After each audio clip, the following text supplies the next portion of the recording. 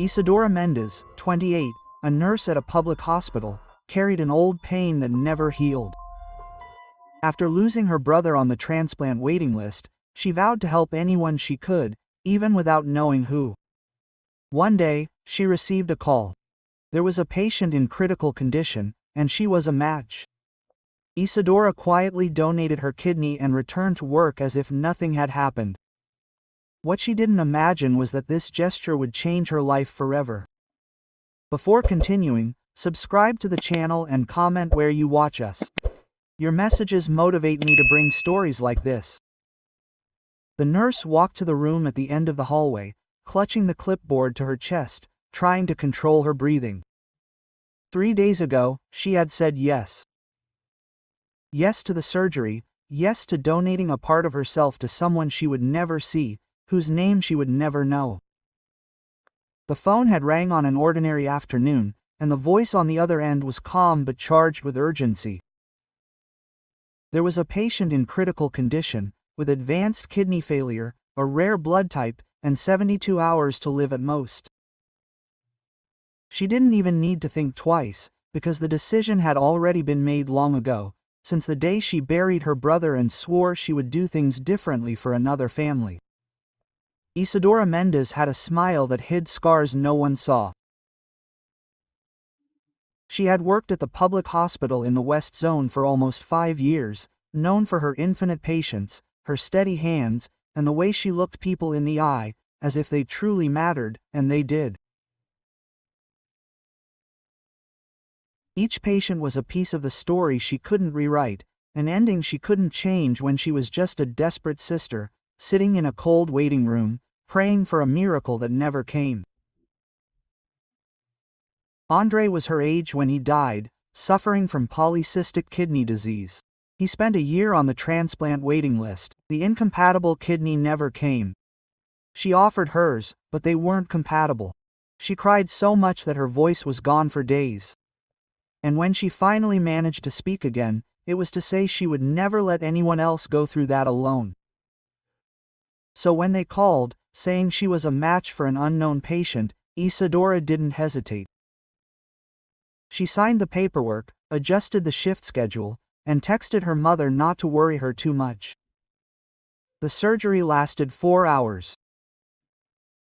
When she woke, there was pain, that dull ache that throbbed under her ribs, but there was also something stronger. Relief, because somewhere in that very hospital, someone was breathing again. Someone had gained more time. And for her, that was worth every twinge, every slow movement, every sleepless night. The doctor said she needed rest, at least 12 days. But Isadora returned on the 12th day, still limping slightly, still with the sensitive scar under her gown. No one asked much. Nurses were used to working injured, tired, broken inside. She smiled at her colleagues, picked up her clipboard, and returned to the hallways as if nothing had changed. But she had. Every time she passed the transplant ward, her heart sank. She wondered if the person was okay, if they'd woken up, if they had family waiting, if they knew someone somewhere had chosen to save them without asking for anything in return. What Isadora didn't know was that, at that very moment, in a private ward of the same hospital, a man was waking up for the first time in weeks, without feeling the weight of death on his chest. Thiago Correa, 32, a businessman and owner of Alcance Construction, an empire built with his own hands and a loneliness that no amount of money could fill. He opened his eyes slowly, blinked at the white light from the ceiling, felt the air enter his lungs with an ease he'd forgotten. The nurse beside him smiled. He tried to speak, but his voice came out hoarse. Who was it? She shook her head. An anonymous donor, a young woman, who declined to be identified. Thiago closed his eyes again, and for the first time in years, a tear ran down the corner, because he knew what it was like to wait.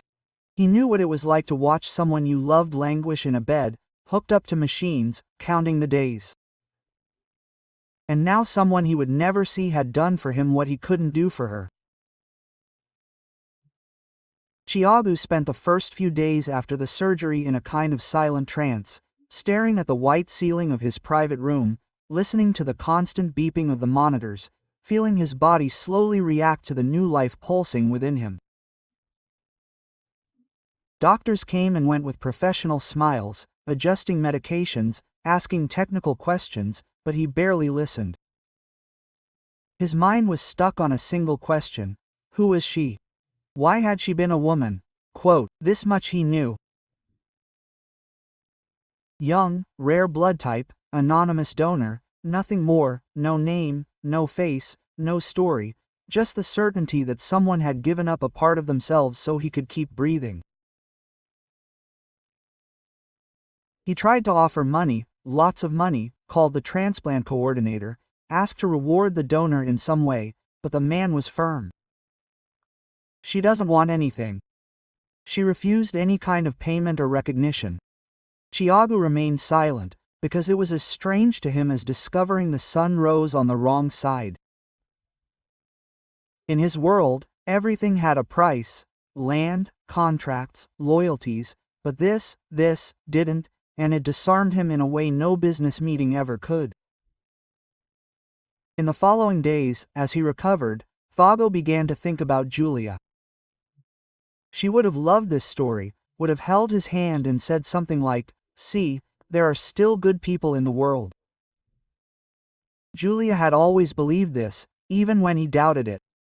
She was an occupational therapist, worked with special needs children, believed that kindness was a daily choice. They had plans. They were going to get married, have children, grow old together in a house with a big backyard, but her body began to fail. Kidneys, the same kidneys that now betrayed him too. She joined the transplant list, but the wait was too long. Thiago moved mountains, paid specialists, tried to speed up the process. Nothing worked. Julia died at 29, holding his hand, apologizing for not being able to stay.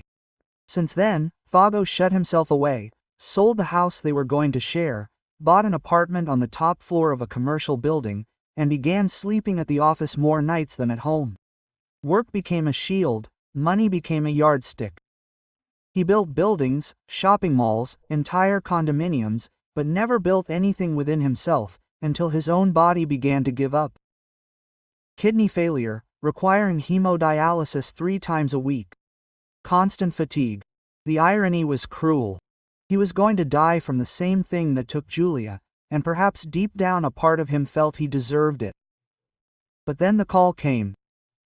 We found a compatible donor. And suddenly he was waking up again, breathing again, feeling the blood run clear through his veins.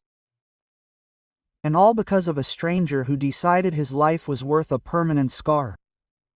Thiago lay there, staring at the window. Seeing the city below, the lights flashing, people going about their lives, unaware that something extraordinary had happened inside, he wasn't religious, but at that moment he felt something akin to gratitude, not only for being alive, but for discovering that there were still people willing to sacrifice themselves for a stranger.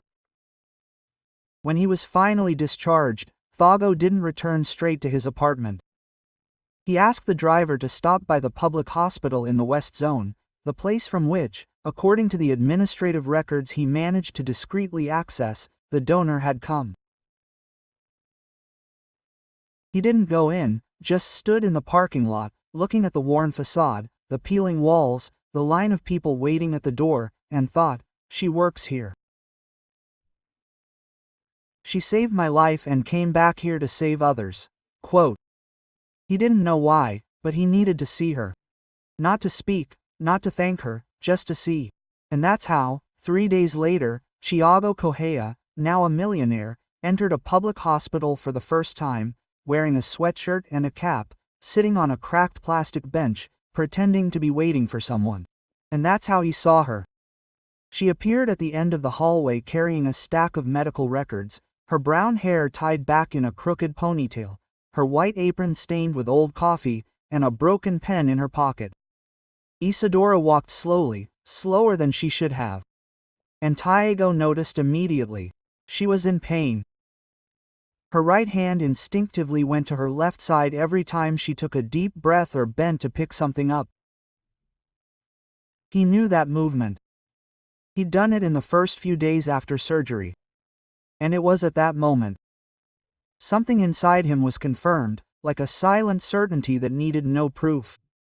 It was her. Thiago sat watching. He saw Isadora stop in front of an elderly patient who was crying softly. He saw her slowly lower herself, holding the knee of the chair to maintain her balance, and place her hand on the man's shoulder. Her voice was too low for Thiago to hear, but the effect was clear. The elderly man stopped crying. He looked at her as if looking at an angel. Isadora smiled, that tired smile of someone who gives more than they have, and kept walking.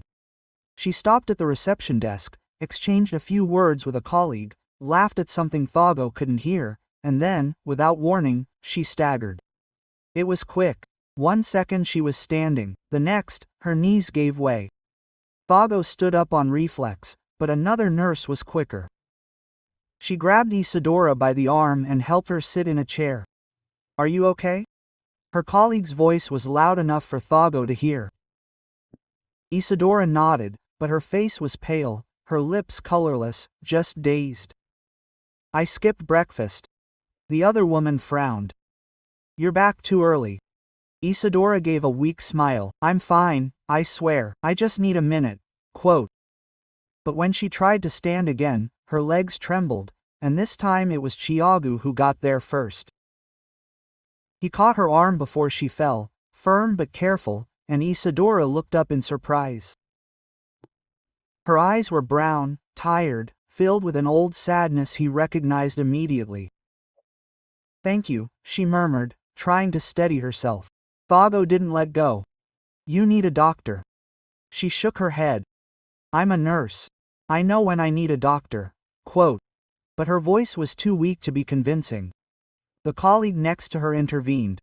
"Isa, you fainted last week too. This isn't normal." Quote. Isadora closed her eyes, took a deep breath. "Okay, I'll sit down." Quote. A little. Thiago looked at the other nurse.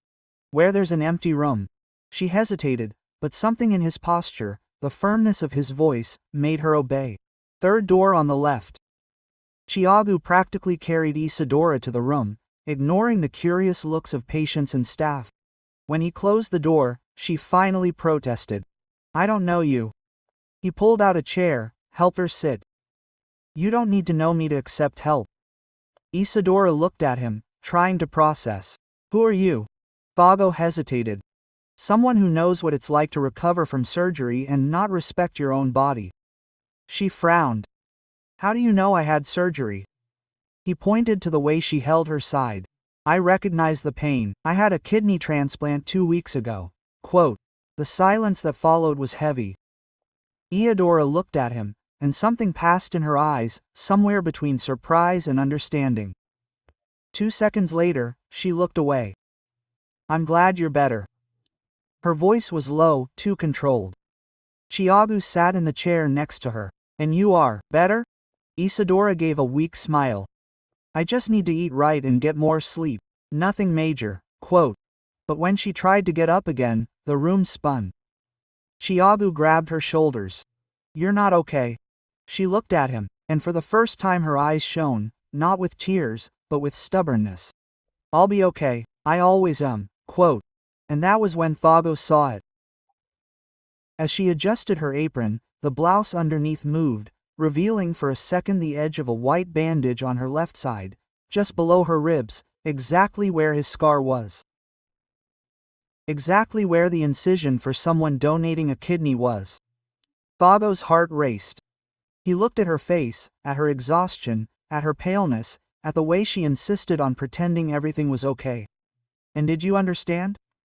She was the woman who saved him, the woman who gave a part of herself to a stranger and now stood there exhausted, ignored, pretending strength she didn't have.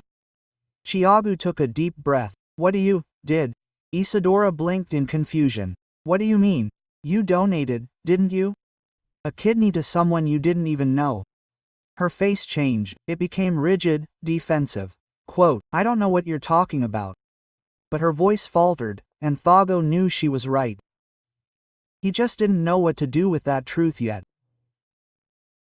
Vago didn't insist, just sat there in the hard plastic chair, watching Isadora try to regain control of her breathing.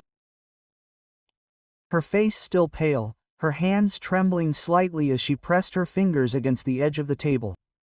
He wanted to speak. He wanted to say he knew, that he understood, that she didn't need to hide it, but something in the way she looked away, the way she bit her lower lip, told him she wasn't ready to hear. So he fell silent, just stayed. And somehow that seemed to be enough. After a few minutes, Isadora raised her head. Quote, "You don't have to stay here." Thiago crossed his arms. "I know, but I'm staying anyway." She stared at him, trying to understand who this man in the worn sweatshirt was, his gaze too intense for anyone. That appeared out of nowhere. Quote, "Do you have someone waiting?" He shook his head. "No, what about you? Someone who can take you home?" Isadora hesitated, then shook her head too. "I came by bus. Can I go back alone?" Vago leaned forward. "You can barely stand. How are you going to catch the bus?" She gritted her teeth. "I've always managed on my own. I don't need charity." The word charity came out with a bitter weight, as if she'd heard it before, in other contexts from other people. Thiago understood. He, too, hated depending on anyone. He'd also built walls too high to let anyone in. But something about that woman, that stubborn nurse who gave more than she received, stirred something inside him that had been dormant for too long. So he tried again, this time in a softer voice. Quote, "It's not charity, it's gratitude." Isadora frowned. "Gratitude for what?" "For stopping when I needed you," he replied. Simple as that. She held his gaze for a few seconds, as if she were looking for lies, according to intentions, but only found sincerity, and that disarmed her. "Okay," she gave in, her voice low, "but only as far as the bus stop." Vago smiled slightly, as agreed. He helped her stand slowly, and this time Isadora didn't protest when he put his arm around her shoulders for support. They left the room together, and a few nurses looked curiously, but no one asked anything. In the hallway, Isadora stopped in front of the colleague who had tried to help her earlier. "Rafa, I'm leaving early." Rafaela looked at Vago, then at Isadora, and arched her eyebrow at him. Isadora sighed. "It's not what you think." Rafaela smiled. "I didn't even say anything, but I want details later." Isadora rolled her eyes, but a tiny smile appeared at the corner of her mouth. The drive to the parking lot was slow. Isadora had to stop twice for air. And Vago didn't rush, just waited. When they finally reached the car, a black SUV, discreet but clearly expensive, Isadora stopped. "Is that your car?" Vago opened the passenger door. "Yes." She looked at him, reassessing. "You don't seem like the kind of person who comes to a public hospital." He shrugged. "Looks can be deceiving." Isadora got into the car, and when Vago sat in the driver's seat, she asked, "Do you have a driver?" "Yes," he responded, starting the car, "but today I dismissed him." She said nothing, but her gaze changed. It became more attentive, more curious. During the drive, they were silent. Isadora looked out the window, watching the city pass by, the old buildings, the potholed streets, the people walking quickly on the sidewalks. Thiago looked straight ahead, but every time he stopped at a light, his gaze strayed to her, to the way she rested her hand on her aching side, to the exhaustion etched on her face, to the strength she still tried to maintain, even when her body begged for rest. And he thought, this woman gave me more than a kidney. She gave me a reason to believe again. When they reached the bus stop, Isadora started to get off, but Thiago grabbed her arm lightly. "Let me take you home." She shook her head. "You've already done too much." Thiago took a deep breath. "Please, I just want to make sure you get there safely." Isadora looked at him and, for the first time, saw something beyond firmness. She saw genuine concern, and it made her hesitate. Quote, "Okay," she said softly. "But only because I'm really too tired to argue." Fago smiled. Isadora, without realizing it, smiled back. When he stopped in front of the simple building where she lived, Isadora murmured a thank you and slowly got out of the car. Fago waited until she entered the gate, and before leaving, he looked at the address, memorized it, and thought, I need to know more about her. I need to understand who this woman is who saved my life and ask for nothing in return, because in his world, people like that didn't exist, but she did, and now he couldn't stop thinking about her. In the following days, Thiago returned to the hospital, not in a sweatshirt and cap, but in a dark suit, accompanied by the institution's administrative director. He had a proposal.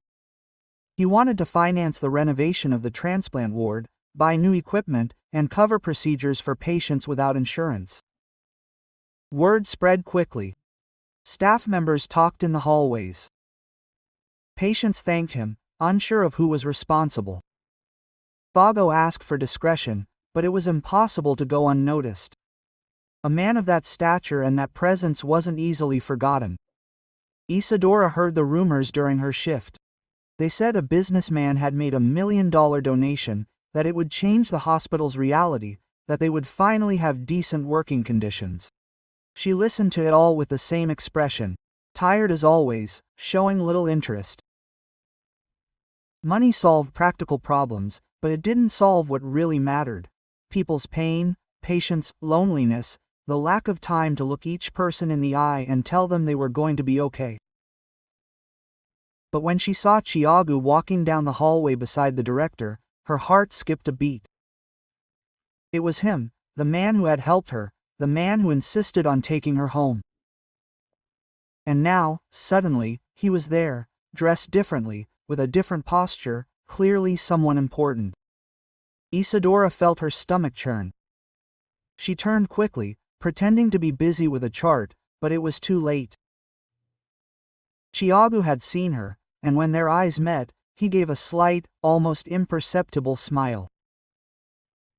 She didn't smile back, just looked away and kept walking, her heart pounding. Later, when Isadora was in the break room, sipping watery coffee, Rafaela walked in, wide-eyed. Quote, "Did you see the donation guy?" Isadora she feigned indifference. "I saw." Rafa sat next to her.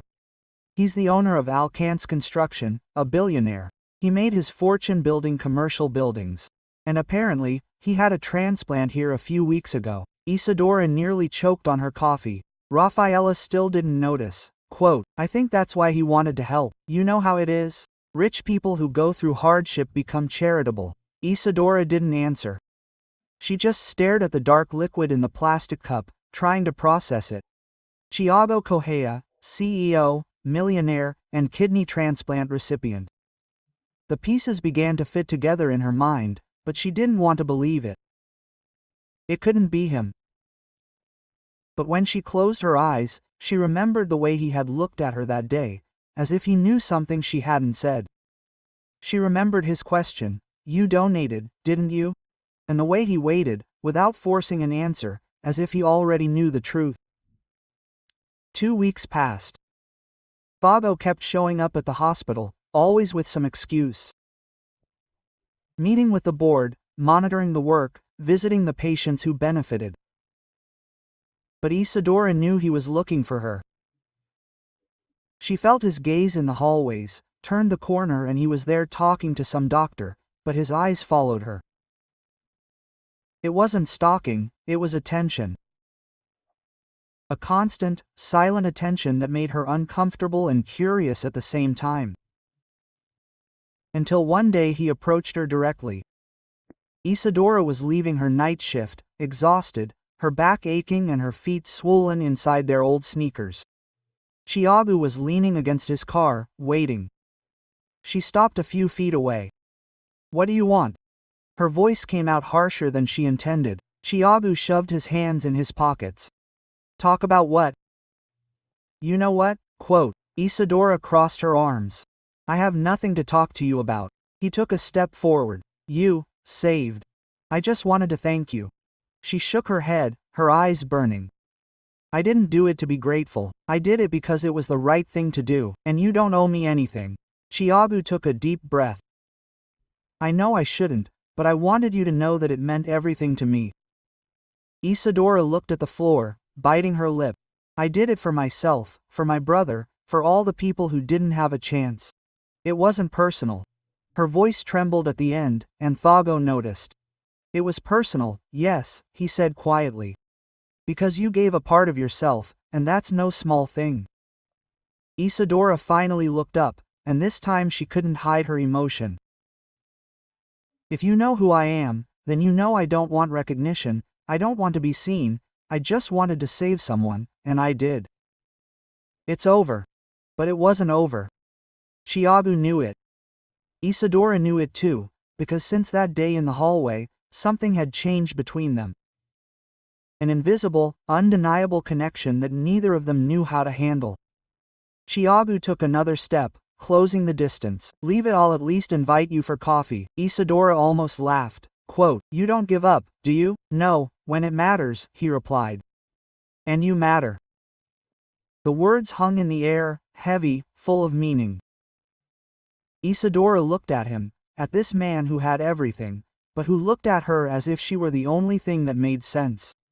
And for the first time, she considered saying yes. Isadora said yes, not because she was convinced, but because she was too tired to resist any longer. They went to a small cafe, far from the hospital, away from the curious eyes. Chiagu ordered an espresso. Isadora, a cappuccino and a cheese bread she barely touched, sat facing each other, the silence stretching uncomfortably, until Thago finally spoke. I lost someone too. Isadora looked up. My fiancée, Julia. She was 29 when she died. Kidney failure. She was on the transplant list, but the kidney never arrived in time. Isadora felt her chest tighten. I'm so sorry. Thago gave a sad smile. It was 2 years ago. And when I found out I also had kidney problems, I thought it was justice. Like, I couldn't save her, so I didn't deserve to be saved. But then you showed up, a stranger who decided my life was worth it. And that changed everything. Isadora stirred the coffee without drinking it. I didn't know it was you. I know, he said. And that's exactly why it was so important. You didn't do it for money, you didn't do it for recognition, you did it because you believed it was worth it. And I spent so much time thinking nothing was worth it that I was surprised when someone proved me wrong. They talked for hours. Isadora told her about Andre, about how he played the guitar badly and sang even worse, but made her laugh until her stomach hurt. About how he'd leave funny notes stuck to the fridge, about what it was like to watch him waste away day after day, until there was nothing left but skin and bones and lost hope.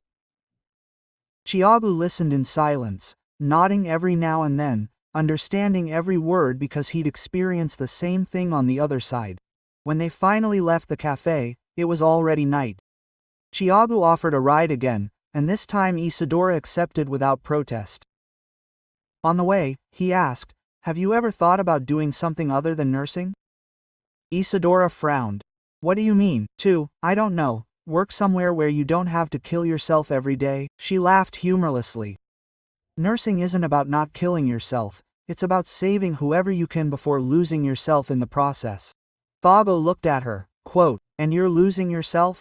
Isadora didn't answer, but the silence was answer enough. In the following days, Thago began to appear more, not only at the hospital, but in her life. He texted her asking if she'd had lunch. He'd show up at the end of his shift with food ready, because he knew she skipped meals.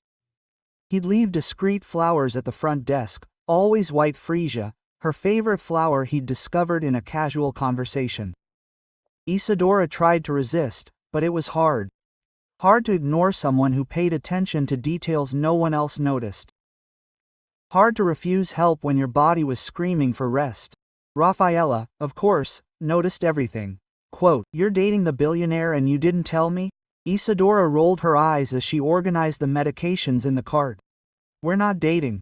Rafa crossed his arms. So explain the flowers that arrive every day. Explain why he waits for you in the parking lot. Explain why you're smiling more. Isadora stopped, surprised. I'm not smiling anymore. Yes, you are, Rafa insisted, his tone softer now. Quote, and look, I know you're scared. I know that after Andre, you built a giant wall around your heart. But this guy, Isa, he's not trying to break down the wall. He's trying to get in through the door. Isadora felt her eyes sting, but she blinked back tears. I don't know if I can do it. I don't know if I have the energy for one more person. Rafaela touched her friend's shoulder. So let him give you energy. Let him take care of you the way you take care of everyone else. The words echoed in Isadora's head for the rest of the day. And when Thago showed up at the end of her shift with a box of home-cooked food, she didn't refuse. They sat together in his car, eating in comfortable silence. And for the first time in a long time, Isadora didn't feel like she had to be strong all the time. It was Thago who broke the silence. Quote, I wanted to show you something. Isadora wiped her mouth with her napkin. What? He hesitated, then started the car. Come with me. Just half an hour. I promise it's worth it. She should have said no. She should have gone home, showered, slept. But something in his voice, the way he asked, made her nod. They drove for 20 minutes until they reached an empty lot on the outskirts of town. Thago parked and got out, motioning for her to follow him. Quote, what is this place? Isadora asked, looking around. It's going to be a medical center, Thago explained, hands in his pockets, specializing in nephrology and transplants, free of charge, with full facilities for hemodialysis, pre- and post-operative monitoring, and psychological support. Isadora stared at him, considering. Quote, you're going to build this? He shook his head. We're going to build it. Me with the money and the infrastructure. You, with your experience and your heart. I want you to coordinate the project, to help assemble the team, the protocols, to transform this into the place you and I wanted when our brothers and sisters needed it. His words hit Isadora hard. She felt her legs weaken, not from physical pain, but from emotion. Thiago held her arm, steadying her. Quote, you don't need to answer now. I just wanted you to know that I'm not doing this for charity. I'm doing it because you showed me that it's possible to turn pain into purpose. And I want to do it with you. Isadora looked at the empty lot, at the darkening sky above them, and for the first time since losing Andre, she felt something other than sadness when she thought of her brother. She felt hope. She turned to Thiago, her eyes shining. Why are you doing all this? He held her gaze firmly and honestly. Because you gave me a second chance at life, and I want to use that chance to do something that matters. And because ever since I met you, I wake up every day wanting to be a better person. You make me want to be better. The words hung between them, charged with truth. Isadora took a deep breath, feeling her chest tighten, but this time it wasn't pain, it was something else. Something she'd forgotten how to feel, something like hope, mixed with fear, mixed with the desire to believe again. Quote, okay, she said. Her voice hoarse, I accept. Let's build this together. Thago smiled, and it was the most genuine smile Isadora had ever seen from him. He extended his hand, and she shook it, sealing the deal. But when they went to let go, neither of them wanted to. They stood there in the middle of the empty lot, hands clasped, looking toward a future that didn't yet exist, but already felt real. And for the first time, Isadora allowed someone to share the burden, and Thago, for the first time since Julia, allowed someone in. The medical center project began to take shape. Thiago dedicated his mornings to meetings with architects and engineers, adjusting plans, choosing materials, ensuring everything was top-notch, but without ostentation. He wanted the place to be welcoming, not intimidating, a space where people like him and Julia had been treated with dignity. Isadora, for her part, immersed herself in medical protocols, talking to nephrologists, studying models of humanized care, organizing endless spreadsheets with necessary equipment and workflows. They met almost every day, sometimes in his office, sometimes at the hospital, and often in cafes around the city. Their conversation started about the project, but always veered elsewhere. Thago talked about his difficult childhood, raised alone by his mother, who died when he was 20, about how he built the company from scratch, working on construction sites before taking charge, about how Julia had been the first person to look at him and see beyond the money. Isadora, in turn, opened up spaces she'd kept locked away for years. She talked about the guilt of not being able to save Andre, about how every patient she lost felt like him dying all over again. It was during one of these conversations, on a rainy afternoon in his car parked in front of the hospital, that Thago asked, "Are you afraid of me?" Isadora turned her head in surprise. "Afraid? Why?" "Because you always keep your distance. Even when you're close, a part of you stays far away." She looked at the drops running down the glass. Quote, "It's not fear of you, it's fear of what you represent." Thiago frowned. "And what do I represent?" "Something I could lose," she replied quietly. "And I don't know if I can bear to lose it again." The silence that followed was heavy, but not uncomfortable. Thago slowly reached out and touched her face, turning her face to face him. Quote, "I'm afraid too," he admitted.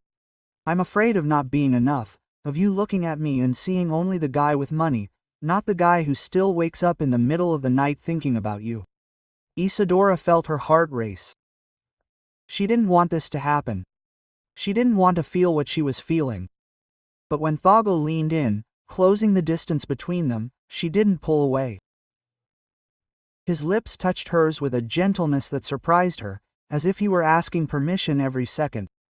And Isadora, who had spent so long protecting herself, closing herself off, finally gave in. She kissed him back, feeling something inside her unlock.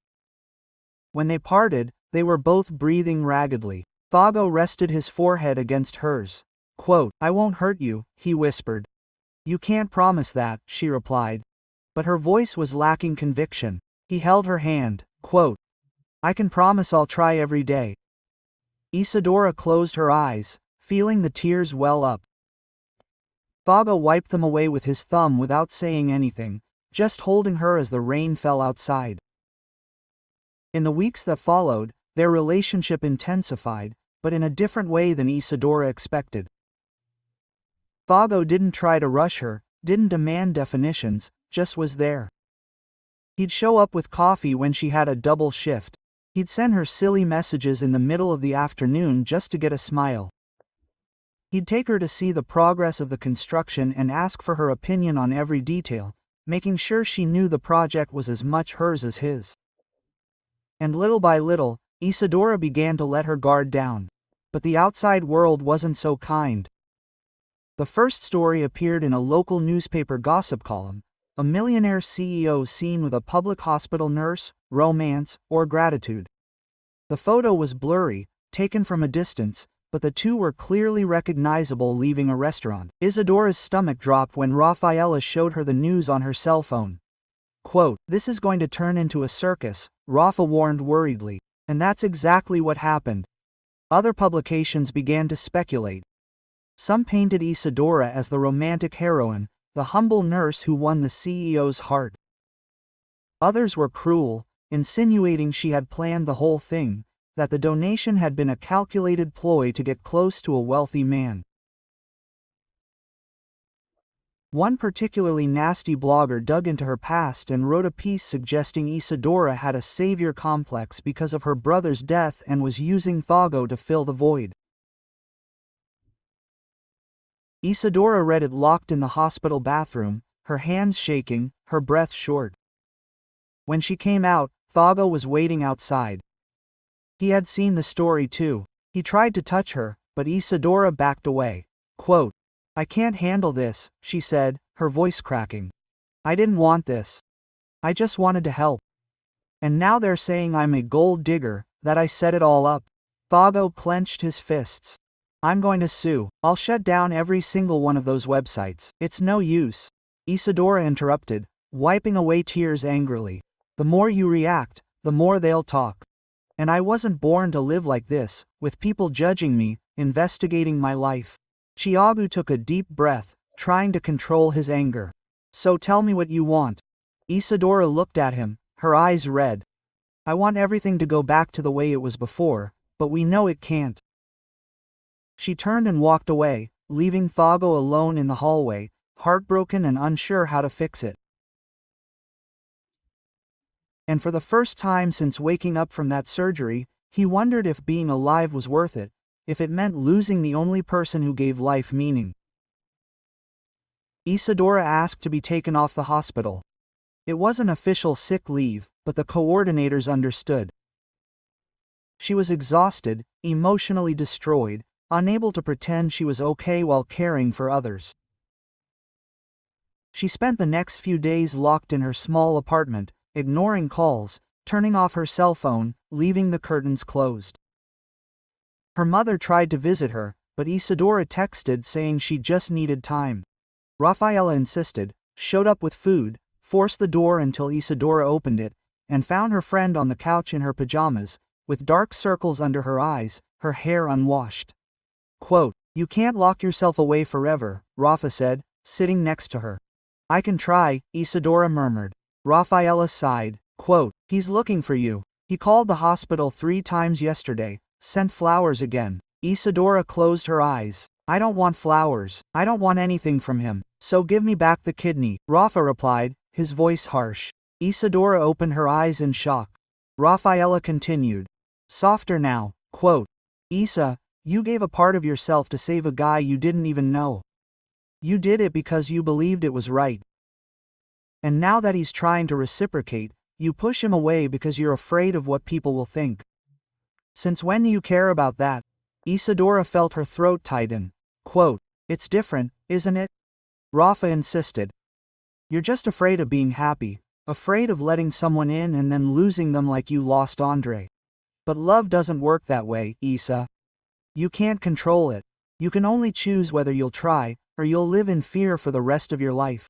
Isadora covered her face with her hands, her shoulders shaking as she cried. Rafaela hugged her, letting her friend collapse. And when she finally stopped crying, Isadora whispered, "I don't know if I can do it." Rafa tightened her embrace. "So you'll find out, but you'll find out with him, not alone." Meanwhile, Thago was dealing with the situation the way he knew how, working until he dropped. He spent the early mornings reviewing contracts, speeding up the construction of the medical center, avoiding thinking about the way Isadora had looked at him before she left. But no matter how hard he worked, the pain wouldn't lessen. He had lost Julia to the disease, and now he was losing Isadora to fear, and he couldn't decide which hurt more. It was his lawyer who suggested, "Make a public statement, tell the story, take away their power." Thiago thought for days. He hated the exposure, hated opening up about his personal life. But if it would protect Isadora, if it would stop people from judging her, it was worth it. So he accepted, scheduled an interview with the most respected newspaper in the city. It wouldn't be sensationalism, it would be truth.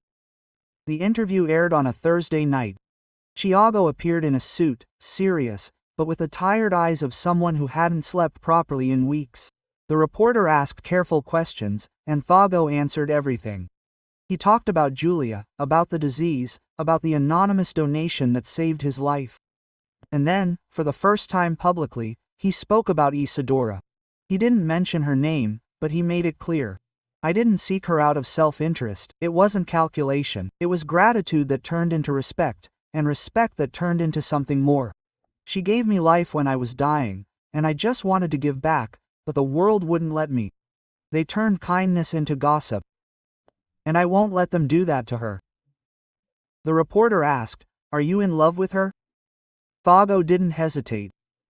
"I am deeply in love with her, and she deserves better than a newspaper headline. She deserves peace. She deserves to be seen for who she is. An extraordinary woman who saves lives because she believes she's worth it." The interview ended there, and when it aired, the effect was immediate. Social media exploded, but this time the tone changed. People began defending Isadora, criticizing the media outlets that had defamed her. Nurses across the country shared similar stories about how they donated time, energy, sometimes even blood, and were never recognized. The movement gained momentum, and suddenly Isadora was no longer the gold digger, she was the unsung hero. And Thago was no longer the cold sea, he was the passionate man who had the courage to expose himself to protect the one he loved. Isadora watched the interview alone on the couch with her cell phone turned off. When Thago said he was in love, her chest tightened, but not with fear, but with recognition, because she too was in love, scared, but in love. And when the interview ended, she took the cell phone, called and waited for him to answer. Quote, Tigo. Her voice was shaky. He answered immediately. His voice was filled with hope. Isa. She took a deep breath. We need to talk.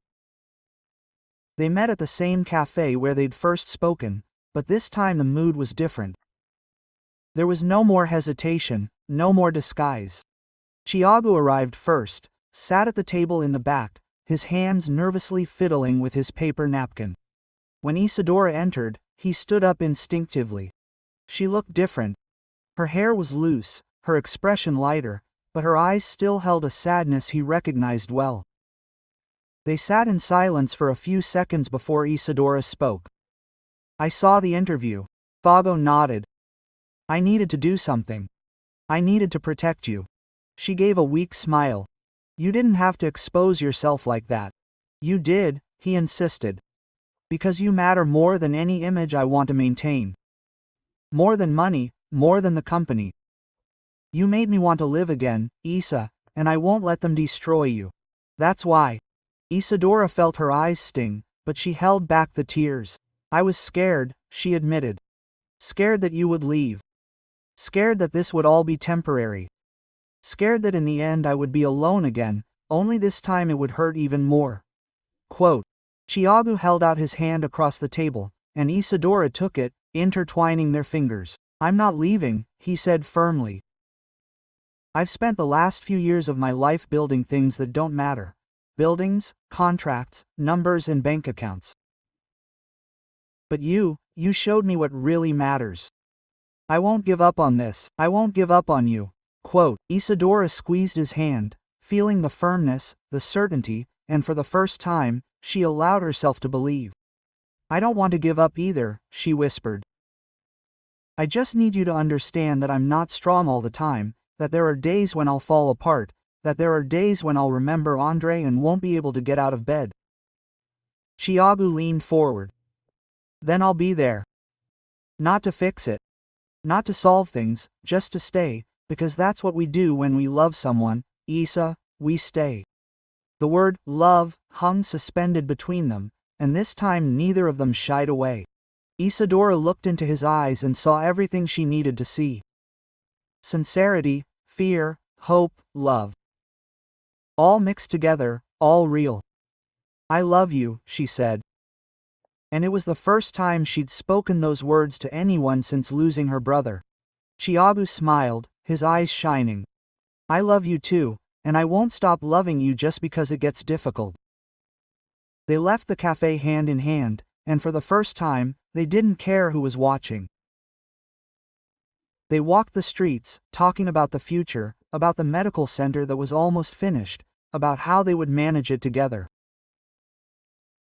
Isadora told him she wanted to create a support program for families of kidney patients, a space where they could talk about their fear, their exhaustion, their guilt. Thiago listened to everything, nodding, asking questions, treating her every idea seriously. And when she finished, he said, "You're amazing, do you know that?" Quote. Isadora laughed, a light, genuine laugh. You only say that because I gave you a kidney. Quote. Thago stopped walking, turning her to face him. I say this because it's true. The kidney only kept me alive. You gave me a reason to live. Quote. And he kissed her there in the middle of the sidewalk, with people passing by, with the world moving around them. And for the first time in a long time, Isadora didn't think about pain, she thought about starting over. Months later, the Nephrology and Transplant Center opened its doors.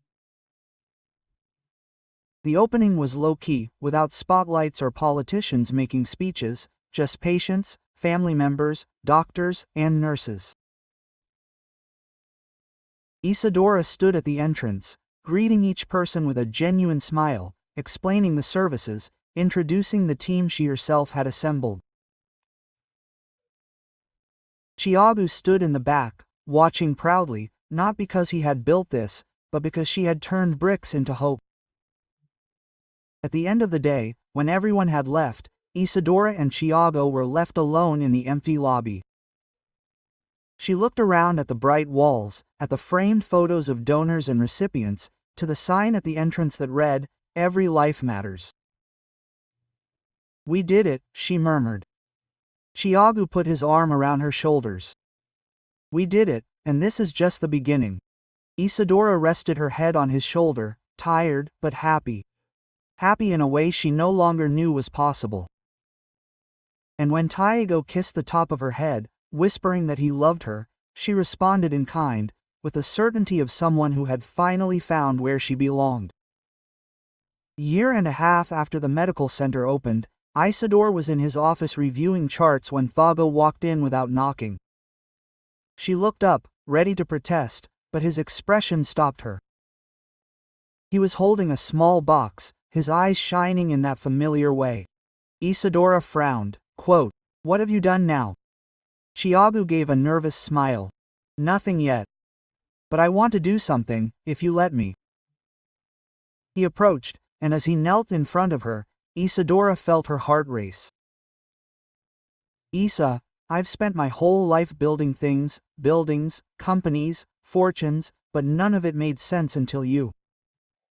You gave me more than a kidney. You gave me purpose, you gave me love, you gave me a reason to wake up every day wanting to be better." He opened the box, revealing a simple, delicate ring, just the way Isadora liked it. "Marry me. Let me spend the rest of my life trying to deserve everything you gave me."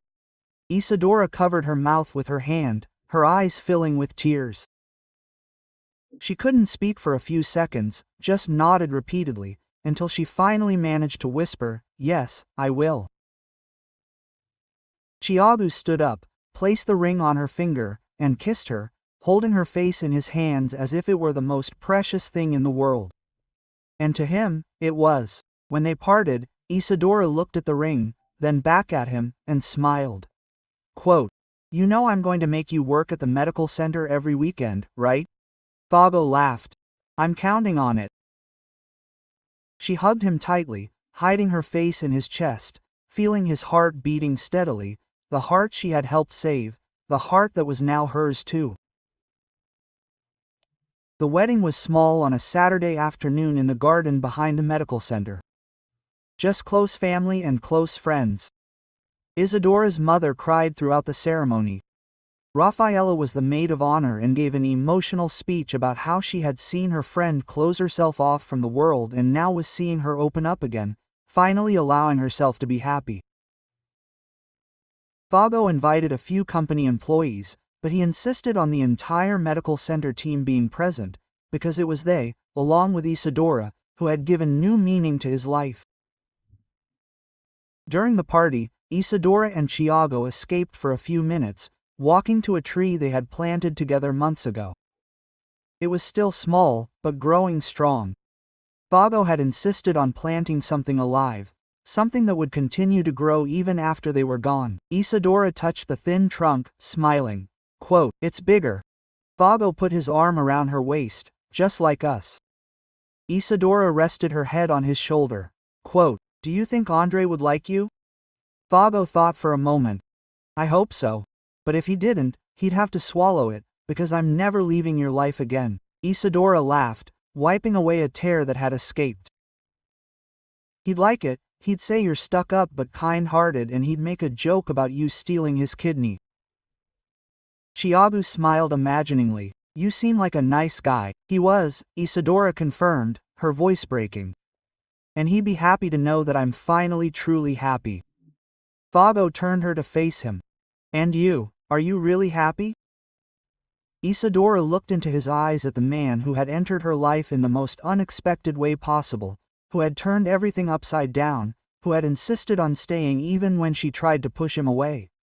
Quote, I am, she said, absolutely. For the first time in a long time, I am. They walked back to the party hand in hand, and when they entered the makeshift dance floor, they were greeted with applause and excited shouts. Rafaela pulled Isadora to dance, and Thago watched with a silly smile on his face. One of the doctors from the center approached, patting him on the shoulder. Quote, "You're a lucky guy." Thiago nodded. "I know. But lucky she gave me a chance." The doctor laughed. "You two are perfect for each other. Two people who give more than they receive." Thiago looked at Isadora, spinning awkwardly on the makeshift dance floor, laughing loudly, completely free, and thought, "We learned to receive too. We learned that love isn't just about giving, it's about accepting." And finally, we accepted. Years passed. The medical center expanded, treating hundreds of patients a month. Isadora became a national reference in humanized transplant protocols. She gave lectures and trained teams, but never abandoned direct contact with patients. Thiago reduced his workload at the company, delegated more, and began working part-time at the center, organizing fundraising, partnerships, and expansions. They built a simple, fuller life. A cozy apartment, quiet weekends, dinners with friends, and short trips when they could get time off. And every time someone asked how they met, Isadora would smile and say, "He needed a kidney. I had one spare." Thiago would roll his eyes. "It wasn't quite like that." She shrugged, "But that was basically it." And he would laugh, pull her closer, and correct her. "It was so much more than that. It was the best thing that ever happened to me." And Isadora, who had previously avoided declarations, who had been afraid to admit herself, just smiled and agreed, because it was true, and because finally, after so much pain, so much fear, so much loss, they had found something worth every scar, every tear, every moment of doubt. They had found each other. And that, in the end, was all that mattered. If this story touched your heart and made you believe that kindness still transforms lives, subscribe to the channel, like, and share. Isadora and Thago showed us that a generous choice can change not just one life, but two. And giving without expecting anything in return can bring back something infinitely greater: love, purpose, a new beginning. And the greatest stories begin with the quietest gestures. Also, comment on which part moved you most, and what rating you would give. Your interaction helps others find stories like this that show that kindness still exists in the world. We have many other moving stories waiting for you. Click on the recommended videos on the screen and continue this journey with us. Thank you so much for watching this far, for being part of this beautiful family that has formed here on the channel. May God bless you and your family. Until the next story that will warm your heart,